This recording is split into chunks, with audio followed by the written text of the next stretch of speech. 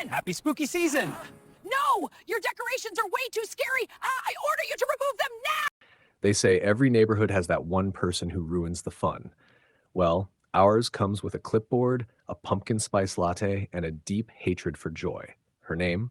Karen. Last Halloween, she tried to protect the children by reporting my front yard skeleton to the HOA. 2 days later, her car mysteriously got wrapped in 200 feet of caution tape overnight. No one ever confessed. But this year? Oh, this year was about to make that little prank look like child's play. Before we go any further, comment where in the world you are watching from and make sure to subscribe to Silent Divide Tales, because tomorrow's story is one you don't want to miss. Now, I live in this quiet suburban slice of paradise where Halloween isn't just a holiday, it's a season. Every family has their thing: cute pumpkins, spooky lights, the usual Pinterest vibes. But me, I go cinematic: fog machines, motion-activated skeletons, thunder sound effects, the works. And guarding my yard, a 12-foot-tall animatronic Grim Reaper that looks like it crawled straight out of a nightmare. Kids love it, parents cheer.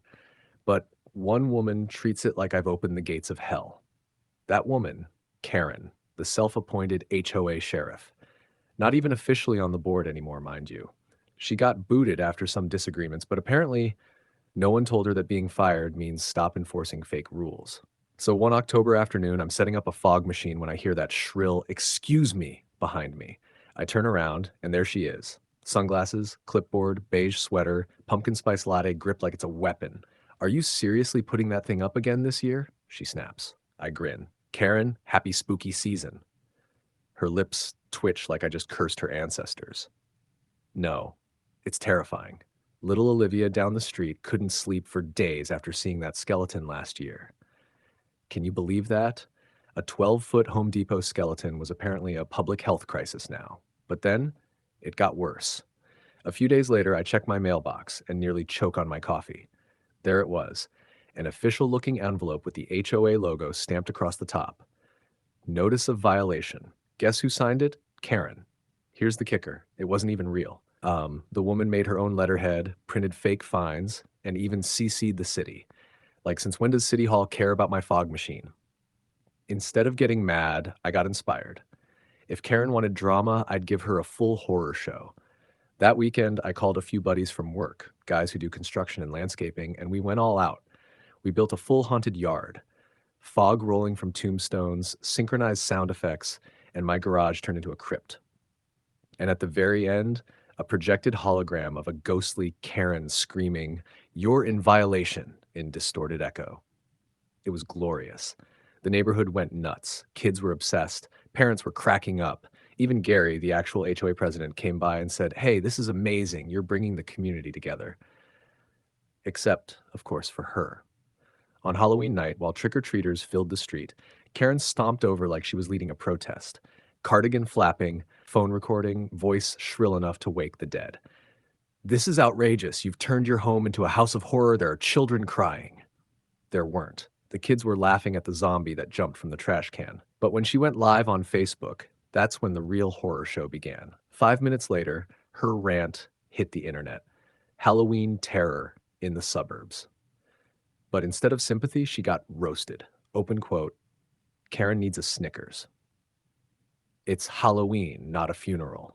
Somebody get her broomstick. She's missing her ride." Close quote, her meltdown made my haunted setup go viral. By the weekend, families from other neighborhoods were driving in to see the house that made Karen lose it. Even the local news called it the suburban haunted attraction that's scaring up smiles. And while I was soaking in my 15 minutes of fame, Karen was plotting revenge. The next morning, I woke up to find my entire yard covered in toilet paper, fence, car, Grim Reaper, everything. A blizzard of passive-aggressive fury. And there she was across the street, walking her dog, pretending not to notice. Classic Karen camouflage. Now, I could have confronted her, but why ruin the fun? I decided to go full reverse Karen, installed 2 new security cameras and a motion floodlight. Then I left the mess right where it was and added a sign. Open quote, "Haunted exhibit, The Wrath of Karen interactive display." Close quote. People thought it was part of the show. Kids posed for selfies, parents laughed, and the crowd doubled. Karen nearly combusted. She stormed over, trying to yank down toilet paper while shrieking, "This isn't funny." That's when the floodlight hit. Cameras rolling. I leaned out from my porch and said, "Smile for the camera, Karen. You're live on the internet." She froze, muttered something about harassment, and stormed off into the night. But this time, I had proof. A week later, I get another letter. This one real.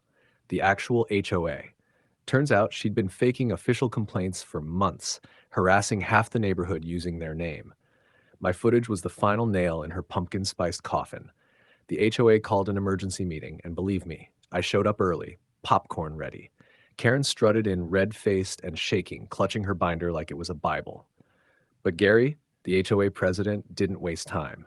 "Karen," he said, "please take a seat. We have quite a list." Then he started reading her greatest hits: fake fines, forged letters, bogus violations, even her toilet paper stunt. The whole room was howling. Finally, Gary looked up and said, "Effective immediately, Karen is banned from filing any HOA complaints for 6 months." She gasped. "This is harassment," Gary smirked. "Karen, this isn't a horror story. It's a homeowners meeting." The room erupted. Even I clapped. By Thanksgiving, the HOA asked me to help organize next year's official Halloween event. The same display Karen tried to destroy was now sponsored by the HOA. And now, every October, I host the Oak Ridge Haunted Yard Experience, raising money for animal shelters. Hundreds visit. The neighborhood loves it. And yes, Karen still lives here. She doesn't talk to me anymore, but every time she walks her dog past my house, she speeds up just a little. Because right next to my mailbox sits a sign that reads, open quote, "Welcome to the neighborhood's scariest house, HOA approved," close quote. And that, my friends, is what you call poetic justice.